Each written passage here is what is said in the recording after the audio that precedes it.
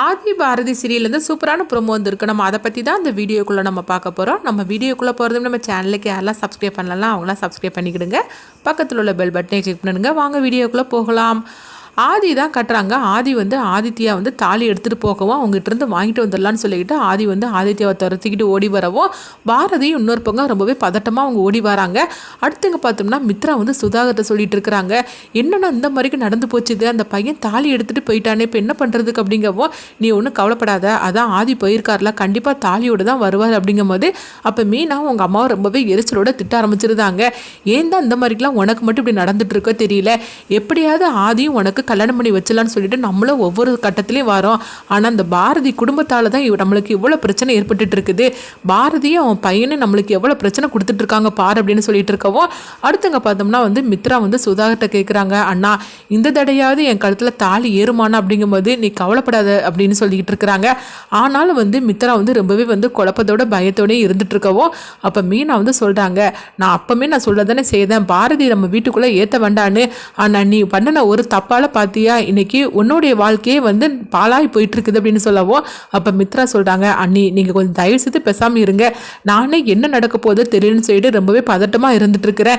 என் கல்யாணம் இதோட வந்து 3வது நின்று போச்சுது, இப்போ மாதிரி என் கழுத்தில் ஆதி தாலி கட்டுவாரா இல்லையான்னு தெரியல அப்படிங்கவோ ஆமாம் உன் தலையில் நீயே மண்ணை வாரி போட்டுக்கிட்ட அப்படின்னு சொல்லிக்கிட்டு மீனாவும் உங்கள் அம்மாவும் திட்டவும் அப்போ சுதாகர் வந்து சொல்லிட்டு இருக்கிறாங்க, அவளே ஏற்கனவே பதட்டமாக இருந்துட்டு இருக்கிறா, இல்லை நீ வேற வந்து ஏன் தேவலாம் அந்த மாதிரிக்கு பண்ணிட்டு இருக்கிற, கொஞ்சம் அமைதி எல்லாரும் இருங்க அப்படின்னு சொல்லிட்டு சுதாகர் வந்து சரியா வா நம்ம பார்த்துட்டு வரலான்னு சொல்லிட்டு சுதாகர் அங்கே போகிறாங்க. எங்கே பார்த்தோம்னா ஆதித்யாவை பிடிச்சிருந்தாங்க.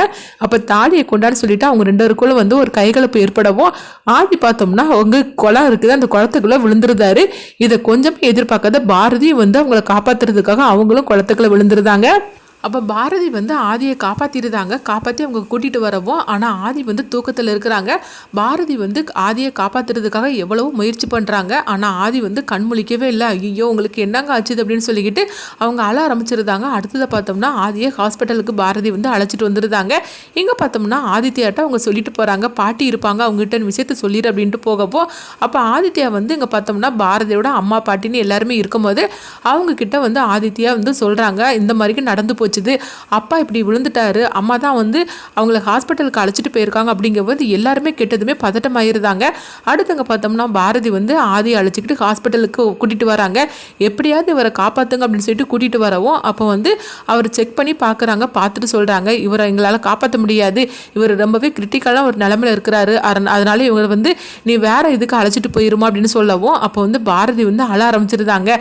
என்னங்க சொல்லிட்டு இருக்கிறீங்க, அப்படி நான் வேற ஹாஸ்பிட்டல் போனாக்கி டைம் தான் ஆகிட்டு இருக்கிறோம், அதனால எப்படியாவது என் புருஷனை நீங்கள் காப்பாற்றுங்க அப்படின்னு சொல்லிட்டு அவங்க கெஞ்ச ஆரம்பிச்சிருந்தாங்க. ஆனாலும் வந்து அங்கே உள்ளவங்க வந்து காப்பாற்றலாம் முடியாது, நீ ஒரு அழைச்சிட்டு போயிரு அப்படின்னு சொல்லவும் உடனே வந்து அவங்களால என்ன பண்ணுதுன்னு தெரியல, பாரதி வந்து அழுதுகிட்டே இருக்கிறாங்க.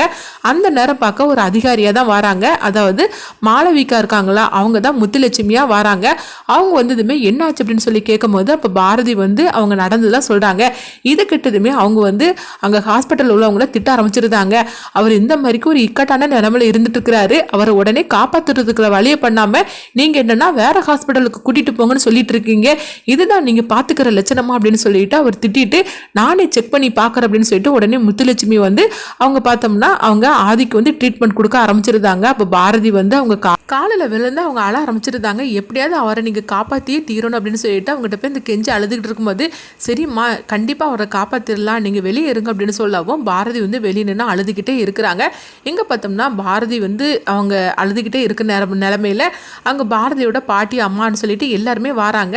அடுத்தது முத்துலட்சுமி வந்து எப்படியாவது ஆதியை காப்பாற்றணும்னு சொல்லிட்டு அவங்களால என்ன அளவுக்கு வந்து முடியுமோ அந்த அளவுக்கு அவங்கள காப்பாற்றிட்டு இருக்கிறாங்க. ஏன்னா ஆதி வந்து ரொம்பவே கிரிட்டிக்கலாக இருக்கும்போது அவங்களால காப்பாற்றுறது ரொம்பவே கஷ்டமான ஒரு சூழ்நிலை தான் இருக்குது.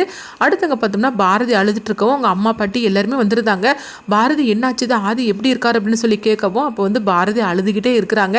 இந்த மாதிரிக்கு நடந்து போச்சுது, இப்படி நடந்துடக்கூடாதுன்னு சொல்லிட்டு தான் நான் என்னுடைய வாழ்க்கையே வந்து நான் மித்ராவுக்காக நான் வந்து தியாகம் பண்ணினேன், அவருக்கு இப்படி நடந்துடக்கூடாதுன்னு நினச்சிருந்தோம், அது நடந்து போச்சுது அப்படின்னு சொல்லி அழுதுகிட்டு இருக்கோமோ இங்கே பார்த்தோம்னா இந்த விஷயம் வந்து மித்ராவுக்கு தெரிய வந்துடுது. அப்போ மித்ரா சுதாகர் மீனா அவங்க அம்மா அப்படி சொல்லிட்டு எல்லாருமே அவங்க ஹாஸ்பிட்டலுக்கு ஓடி வராங்க. ஓடி வந்ததுமே மித்ரா வந்து என்ன ஆச்சு அப்படின்னு சொல்லிட்டு கேட்டுட்டு இருக்கவும் பாரதி வந்து நடந்தது சொல்கிறாங்க. இது கேட்டதுமே மித்ரா வந்து பயங்கரமாக திட்ட ஆரம்பிச்சிருந்தாங்க. இது எல்லாத்துக்கு காரணம் ஆதித்யா தான், நான் தான் எவ்வளோ நாள் பணம் தரேன், எங்களை விட்டுட்டு போயிருங்கன்னு தானே சொன்னேன், ஆனால் அதுக்கப்புறமே என்னை விட மாட்டேன்னு சொல்லிட்டு இன்னைக்கு ஆதிக்கு இப்படி ஒரு ஒரு நிலைமையை நீங்கள் ஏற்படுத்திட்டீங்களே அப்படின்னு சொல்லிட்டு மித்ரா வந்து ரொம்பவே திட்ட ஆரம்பிச்சிருந்தாங்க. இப்போ சுதாகரும் சொல்கிறாங்க, கடைசியில் என் தங்கச்சியோட வாழ்க்கையை நாசம் பண்ணினதுக்காகவே இருந்தீங்களா அப்படின்னு சொல்லிட்டு அவங்களும் திட்டவும், மீனாவும் அவங்க அம்மாவும் அவங்க ஒரு பக்கம் திட்ட ஆரம்பிச்சிருந்தாங்க. இது எல்லா பிரச்சனைக்கான இந்த குடும்பம் தான். இந்த குடும்பம் இருக்கிற வரைக்கும் நம்ம மித்ராவை சந்தோஷமாகவே இருக்க விட மாட்டாங்க. இன்றைக்கி பாரு, ஆதிக்கு மித்ராவுக்கு கல்யாணம்னு சொல்லிட்டு நம்ம எவ்வளோ சந்தோஷமாக இருந்தோம். ஆனால் இந்த கல்யாணத்தையும் நடக்கூடாமல் இந்த இருக்கிறான் பாரு, இவன் வந்து தடுத்து நிறுத்திட்டான் அப்படின்னு சொல்லிட்டு ஆதித்யாவை போட்டு திட்டவும், உடனே ஆதித்யாவோட பாட்டி வந்து அவங்கள திட்ட ஆரம்பிச்சிருந்தாங்க. நீங்கள் என்ன நினச்சிட்டு இருக்கிறீங்க? எதுக்காக என் பேரனை போட்டு நீங்கள் திட்டிகிட்டு இருக்கிறீங்க? நீங்கள் நல்ல மனசோட எல்லாம் பண்ணியிருந்தீங்கன்னா எல்லாமே நல்லபடியாக நடந்திருக்கும். ஆனால் நீங்கள் வந்து அப்படியே பண்ணினீங்க அப்படிங்கும்போது என்ன இப்படி பேசிகிட்டு இருக்கிறீங்க? நான் அப்படி என்ன நல்ல மனசோட நான் பண்ணலை அப்படின்னு மித்ரா கேட்கவும் அவங்களுக்குள்ள ஒரு வாக்குவாதம் ஏற்பட்டு இருக்குது. அப்போ பாரதி வந்து சொல்கிறாங்க, தயவு செய்து நீங்கள் நிறுத்துங்க, அங்கே என்ன நடக்குன்னு பார்க்குறீங்களா, தயவு செய்து நிறுத்துங்க அப்படிங்க. அவங்க ஹாஸ்பிட்டல் வந்து அவங்களும் திட்டுறாங்க, என்னம்மா இப்படி போட்டு திட்டிகிட்டு இருக்கிறீங்க, எல்லாரும் கொஞ்சம் அமைதியாக இருக்க மாட்டீங்களா அப்படின்னு சொல்லி திட்டவும் அப்போ பாரதி வந்து அழுதுகிட்டே இருக்கிறாங்க. அப்போ முத்துலட்சுமி வந்து பாரதி கிட்டே கேட்குறாங்க, அம்மா நீங்கள் இந்த அளவுக்கு அழுதுகிட்டு இருக்கிறீங்களே, நீங்கள் தான் வந்து அவருடைய ஒய்ஃபா அப்படின்னு சொல்லி கேட்கவும் உடனே பாரதி வந்து மித்ராவை வந்து சுதாகரையும் பார்த்துக்கிட்டே இருக்கிறாங்க. அப்போ வந்து அவங்க என்ன சொல்ல போகிறாங்க அப்படின்னு சொல்லிட்டு எல்லாருமே காத்துட்டு இருக்கவும் அப்போ பாரதி வந்து சொல்கிறாங்க, ஆமாம் நான் தான் அவருடைய ஒய்ஃப் அப்படின்றதாங்க. இதை கிட்டதுமே பாரதியோட பாட்டியும் அவங்க அம்மாவும் ரொம்பவே சந்தோஷப்பட ஆரம்பிச்சிருந்தாங்க. இதை கிட்டுட்டு மித்ரா வந்து அதிர்ச்சி அடைகிறாங்க, அதே மாதிரிக்கு சுதாகரும் அதிர்ச்சி அடைகிறாங்க. அப்போ மீனாவோட அம்மா சொல்கிறாங்க, பாத்தியா அவளுக்கு எவ்வளோ தைரியம் இருந்தால் ஆதியோட பொண்டாட்டின்னு சொல்லிட்டு இருப்பா அப்படின்னு சொல்லவும் உடனே சுதாகர் வந்து சொல்கிறாங்க, அத்தை நீங்கள் கொஞ்சம் அமைதியாக இருங்க அப்படின்னு சொல்லவும் அடுத்து பார்த்தோம்னா முத்துலட்சுமி வந்து பாரதியை தனியாக அழைச்சிட்டு போகிறாங்க. எதுக்காக அவங்க அழைச்சிட்டு போகிறாங்க, என்ன நடக்க போகுதுன்னு சொல்லிட்டு நம்மளும் வெயிட் பண்ணி பார்க்கலாம்.